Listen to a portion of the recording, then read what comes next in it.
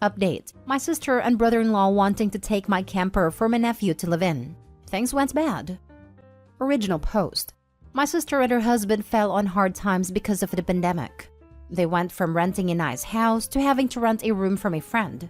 It was supposed to be temporary, but they've been in his house for an entire year, and he didn't have more than one room to spare to rent to them. I have a family on my own, and my house is full, so I didn't want them living with me. But I have a vintage camper trailer in my backyard, one of those small ones they called a canned ham type. It had various repairs over the years, including redoing the floor and ceiling, as well as getting a new axle. And it's in a pretty decent condition for being over 50 years old. I take this camper on yearly trips with friends and on camping trips with family, and I'm very anal about its upkeep. My sister, though, has asked to borrow the camper numerous times to put in her friend's backyard so her teenage son could have some privacy and use it as a personal bedroom. But I know my nephew. He's destructive with everything and would turn my camper into a total mess. And I'm certain they wouldn't want to give it back whenever I need it because he'd already been living in it. I know they can't simply go out and get a camper of their own because the one in usable conditions are not cheap. And right now, they're trying to save every extra dime to get back on their own feet. Recently, my sister has gotten our parents involved, and they think I should just lend them the camper. But I've still refused. They won't let up and seem to think that if they keep hounding me as a collective that I'll give in. But I haven't. My wife is on my side and has refused to let my sister and brother-in-law in when I wasn't home. They have a vehicle that can tow the camper, so I don't trust them to not take it if they can get in my backyard. My house also has cameras, and my sister and brother-in-law are aware of them now. They say I'm the a-hole because I only use the camper a few times a year and they need it now. But I worry that they wouldn't want to give it back, much less return it in the same condition. I firmly believe I'm in the right, but with my parents and sister constantly breathing down my neck, I thought I'd come here for an unbiased opinion. Am I the a-hole for not lending them the camper? Info: I did suggest they get my nephew a tent, but they shot the idea down and called a tent temporary. If anything, that just felt like another red flag to me. More info: our parents do not live close anymore. They moved several states away to retire a few years ago. Now for the top comments before reading the updates. Not the a-hole, obviously. It's not like they're asking to borrow it for a few days. It would be indefinite. And like you said, he's messy and destructive. No way I'd let them take it. Honestly, even if the nephew weren't messy and destructive, the very fact that it would be for an indefinite amount of time would do it for me. This isn't a camper just rotting in the backyard. This is something OP uses. So if he wants to use it while nephew is still using it, guess who would lose out?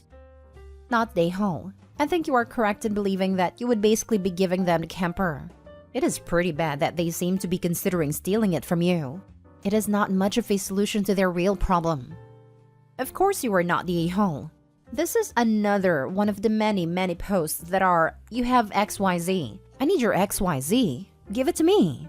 There are so many unbelievably entitled people out there. You would not be the a-hole even if you never used your camper. It is not even the give it to me. It's the screaming and name-calling and the verbal abuse to try and bully the other person into giving in. Now for the first update. I showed my sister and brother-in-law this post after getting the verdict. My parents have seen it as well, and they are all very unhappy with me.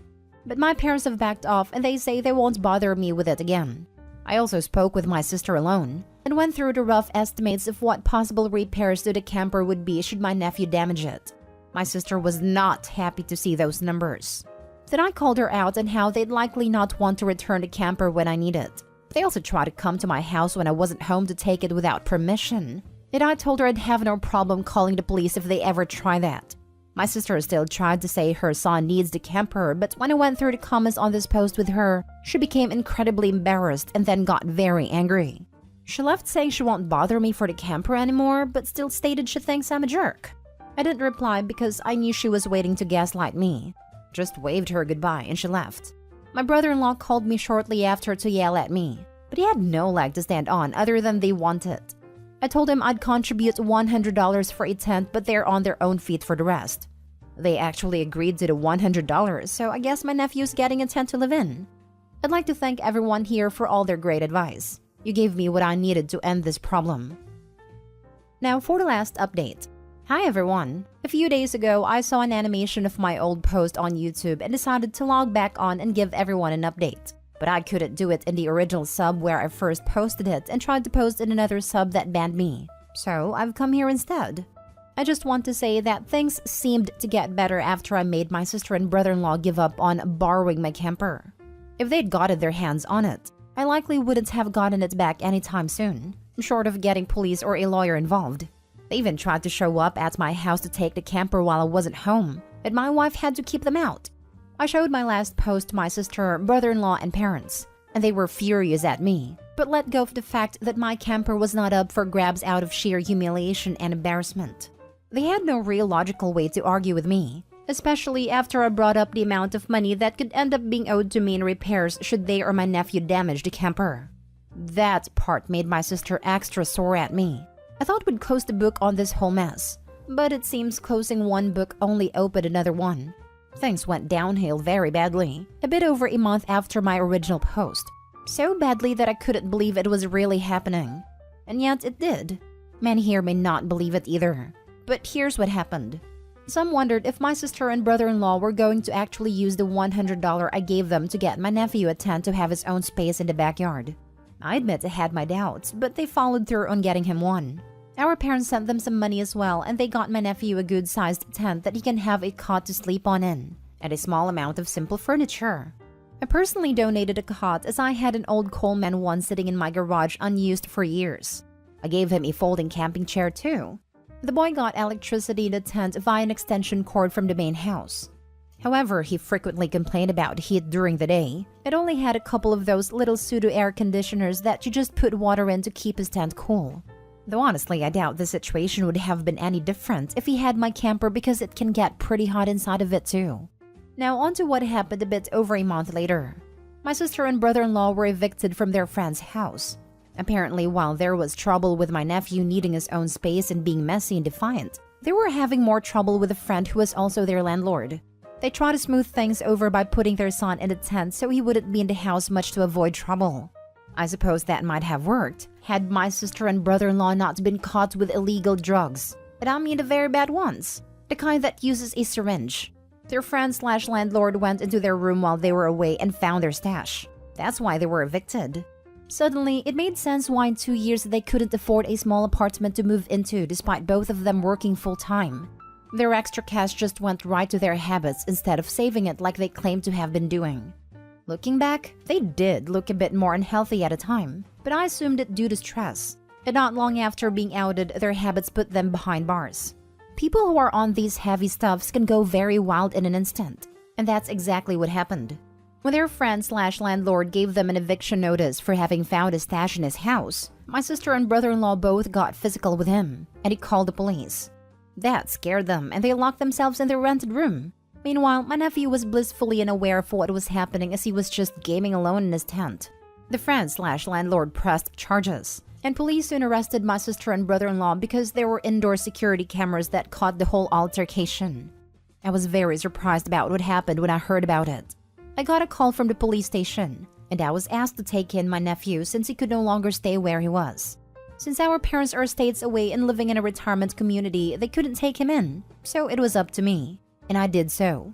I wasn't particularly fond of my nephew, but I realized this upbringing really did not help our relationship. Nor did the fact that my sister and I don't really get along.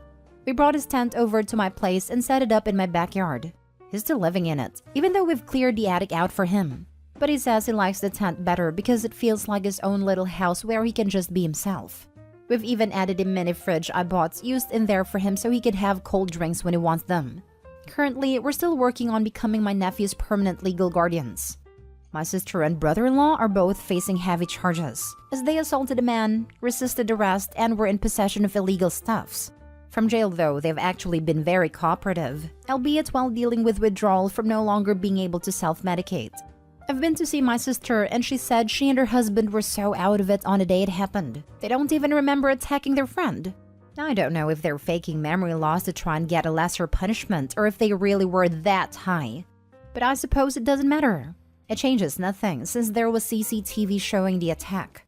They are looking into possibly getting a plea deal when they go to court in November. But even with that, they may be in prison until their son is over 18 at least. I didn't have the heart to risk the foster system on my nephew. My wife has had my back on this too, and we've been working as a team. My sister and brother-in-law have signed over the title to their SUV to me, and the plan is to make it my nephew's vehicle when he gets older, since he'll be 18 in 3 years. Or we can sell it to get him something that uses a lot less fuel. I already had to pay to get the SUV back from the police impound. That's money I know I'm never going to get back. When my sister and brother-in-law get out of prison in a few years, they're not exactly gonna have much to their name. So taking care of their son and making sure he grows up in a better environment feels like the least I could do. For those wondering about the substance use, it wasn't entirely out of left field. My sister was especially troubled in her teenage years and struggled with addiction in her early 20s with the same stuff. She nearly got kicked out of college for it. Our parents always just dug her out of the mire and helped her back on her feet. They even paid for her rehab. We all thought she'd be clean for a long time. But she admitted to me when I visited her in jail that her husband also had the same addiction issues. That's actually how they met. Not in rehab, but in a focus group after the rehab. They did not admit this to any of us until recently. Not sure why. But with the stress they faced in the past 2 years, falling back into old habits became easy for them. I've tried checking up on their former landlord to ask if he was okay. However, he wants nothing to do with my family. He had some pretty offensive things to say when I went over to gather my sister and brother-in-law's stuff. Once police gave me the okay, and the man actually threatened to pull a gun on me while I was carrying out boxes. He said he thinks my family are all alike, a bunch of filthy white trash C-words. So I don't feel as sorry for him as I did since he's a pretty big jerk. My nephew also confirmed this. My kids weren't exactly receptive of their cousin being around them. There's a bit of an age gap between them and they just don't relate to one another. And while my nephew is messy, we make him clean his tent once a week. And we make him shower at least 2 to 3 times a week. We live in a warmer climate, but now that the seasons are changing, it's cooling down a little bit to where he says the tent isn't so bad. He's got a tablet, a laptop, a DVD player, and a Nintendo Switch to occupy his time. But we keep these things in the house whenever my nephew isn't home. It's way easier to steal out of a tent than a house after all. Considering how angry my nephew was before, he rarely shows his temper now. Yes, he makes it hard to get him to do his chores, but as a whole, he's shown more improvement in a couple months than I saw in 3 years. He is extremely grateful, but is also very solitary. We give him his space most of the time, but I make sure my kids don't bother him either. He's going through a lot right now. My nephew plays a lot of Zelda and Fortnite. At least those are 2 of the games he plays that I know of. My kids love those games too. We've also given my nephew the old 10-speed road bike I used to use years ago. He rides it to and from school, as we live about a mile away from the local high school. Thus far, most of the drama from him has been school-related. He had to change to a different high school and make new friends, which he wasn't particularly happy about. He really doesn't like doing his homework and has been fighting with his teachers. But that's a problem many parents face on the regular. He says he's made a few new friends though, and I'm thankful for that. We're taking things one step at a time, and so far, it's slowly getting better. My nephew has also talked of one day getting a part-time job. For the record, he brought this up himself, not me or my wife. He says he needs to be ready to be independent when he's 18, but we wouldn't kick him out just for getting older. He's one of our kids now too after all. But if he's willing to work hard and move on to working full-time or going to college, we'll encourage him. I just don't want him ending up like either of his parents. He seems to be far better off mentally without their influence now anyway. It makes me regret not wanting to take him in sooner, but I didn't know how bad things really were. To think this all started because my sister and brother-in-law wanted my camper for their son. And those of you who said they potentially wanted it to skip town if they'd gotten a hold of it, you may very well have been right. They were on thin ice with their landlord, and falling ever deeper into their bad habit. Thus far though, my nephew has been completely indifferent to the camper even though his tent is practically right next to it. He says as long as he has his own space, he's fine. It reminds me of when I was his age.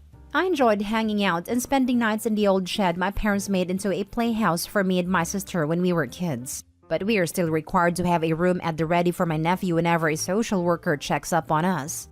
He has the bulk of his stuff in the attic room, but chooses to stay in the tent, which the social worker didn't seem to mind since it was my nephew's preferred place to hang out, so long as an actual room was available to him. We also have a 7-foot-tall privacy fence all around the backyard and cameras too. That helps my nephew feel safe back there at least, So for now, I think we have things covered. I probably won't update again, as it's pretty much a guarantee that my sister and brother-in-law are going to be locked up for a few years. Our parents are especially mad at them about it and have thanked me to no end for taking my nephew in. They want to fly over to visit this Christmas so we can all spend time as a big family for the first time since before the pandemic. And before I go, I know some are probably going to ask where brother-in-law's family is in all of this. Couldn't they help? Why didn't my sister and brother-in-law ask them for help? Well, the answer is they couldn't. I don't know a lot, but brother-in-law spent the latter half of his own childhood in the foster system. His family aren't in his life. I don't know who they are or where they are, but he hated them so much that he actually took my family name when he married my sister. So they aren't involved whatsoever with my nephew. That went in a completely different direction than I thought it would. His sister and brother-in-law were totally going to sell the camper for these. Or as someone said in the comments on his original post, sell stuffs out of the camper and fund their habit. They already had the SUV to tow it. And now I'm imagining it like a food truck for these. Anyone else surprised that they actually used the $100 to buy the kid a tent? Or do you think they scammed the parents as well to make a bit extra to go into their veins? I'm a little surprised they got him the tent, but I guess they wanted him out of the room while they were shooting up. It was a tent, or their friend was going to evict them. Sounds like Nephew was on someone's last straw.